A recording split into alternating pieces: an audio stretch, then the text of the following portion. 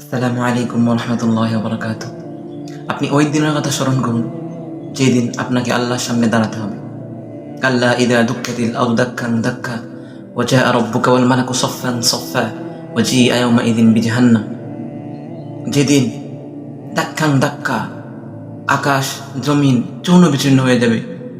ওয়া জাআ রাব্বুকা ওয়াল মালাকু সাফফান সাফফা, আপনার রব এবং ফেরেশতাগণ সারিবদ্ধভাবে আসবে। ওয়া জিআ ইয়াওমাইযিন বিজাহান্নাম, যেদিন জাহান্নামকে উপস্থিত করা হবে। আপনি ওই দিনকে বই করেন যেদিন আল্লাহর সামনে আপনাকে দাঁড়াতে হবে। ফায়াউমাইযিন লা ইউআযযিবু আযাবাহু আহাদ ওয়া লা ইউসিকু ওয়াসাকাহু আহাদ, যেই দিন আল্লাহর মতো শাস্তি দেওয়ার মতো কেউ শাস্তি দিবে না। যেদিন শক্ত করে বাঁধার মতো কেবলমাত্র আল্লাহ তাআলাই বাঁধবেন। ওই দিনকে বই করেন। এই দুনিয়াবি কয়দিন আপনি বাঁচবেন দুনিয়াতে, ওই দিনকে বই করা চাই। আজকে রাতে একটু চিন্তা করে দেখেন, আপনাকে চলে যাইতে হবে, রবের সামনে আপনাকে উপস্থিত হতে হবে। লিমানিল মুলকুল ইয়াউম লিল্লাহিল ওয়াহিদিল কাহ্হার। ওই দিন কেবলমাত্র রাজত্ব আল্লাহর।